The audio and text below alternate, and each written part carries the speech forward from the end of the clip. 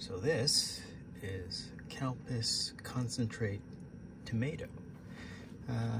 So to get into a little bit of the history of Calpis, it's also called, also known as Calpico overseas for obvious reasons. You need to go back to 1919. There's a man named Kaiun Mishima. He was the son of a holy man. In his mid-20s, he was in Mongolia, where he felt really, really ill. And he was convinced that he was brought back from the brink of death by the drinking of the sour milk drinks that were given to him by the locals. Once back in Japan, he, be your own judge about this, he wanted to either exploit it for profit or give it to everyone for the opportunity to experience the life-changing effects it had on him. So he tried to turn it into a drink. After a lot of trial and error, he finally made a concoction known today as Calpis.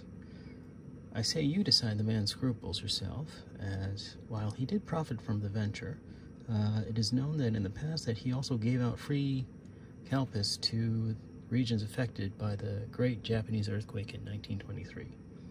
Killed over 100,000 people in the quake and the ensuing fires. It doesn't say how much and how long he gave it away, but nonetheless, he did give away a lot of his stuff.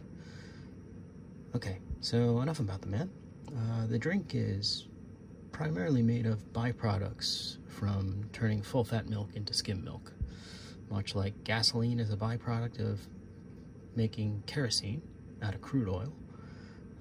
In any case, it has a milky, slightly tangy, plain yogurt-like flavoring, and it's usually diluted with water, and you add a lot of sugar to it to make the medicine go down, I guess. So in terms of variants, there are two large categories, the ready-to-drink type and the concentrate type. The ready-to-drink ones are available in vending machines, convenience stores, while the concentrates are usually sold in supermarkets more often than not. There are plenty of seasonal variants that are usually fruit-flavored, like strawberry, pineapple, grape, etc. And I have no clue as to why this collaboration came out, but this is tomato. And it is a collaboration with the largest ketchup producer in Japan, Kagome. I don't know if they actually have it written anywhere in English, but I guess not. Anyway.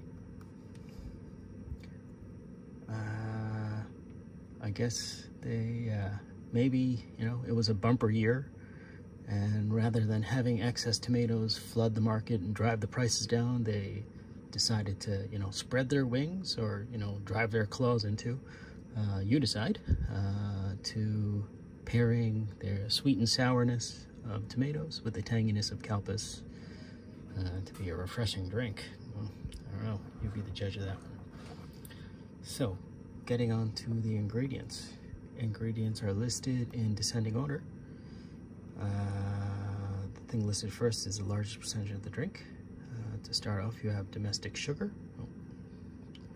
milk, concentrated tomato juice, fragrance, soy-based stabilizer, vegetable food coloring, acidulant, safflower food coloring, and emulsifier.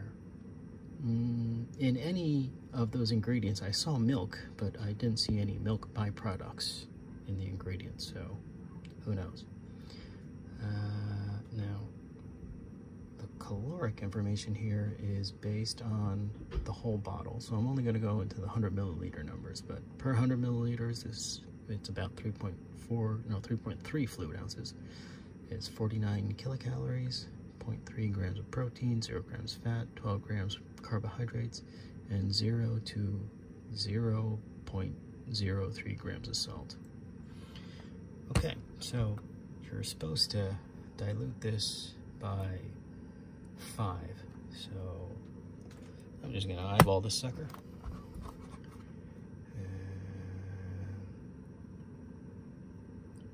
Yeah, maybe. A little bit of water.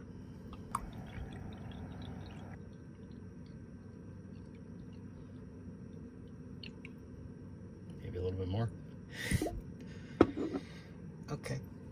So, I mean, it's got a really pink hue, and it kind of smells like tomatoes, but let's see what we got.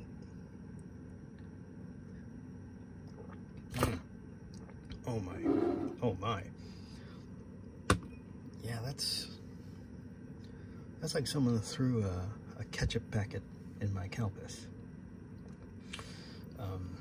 Do I find it refreshing? Not quite. It's jarring, if anything. I mean, it's like, I want a nice fresh cup of tomato. No, that doesn't quite work like that. Although I do remember a few years back, they were trying to make it so that instead of giving out water to marathon drinkers, they're trying to give out tomatoes because, you know, you can just pop them in your mouth. They have a lot of water in them, and they have, I guess, the mineral salts that you want while doing a marathon. But yeah, this is a combination that I wouldn't mind eating a tomato and then drinking some Calpis, but that's kind of stuff that should meet in your gut, not in your mouth or on your palate. Anyway, till next time, the drink's on me.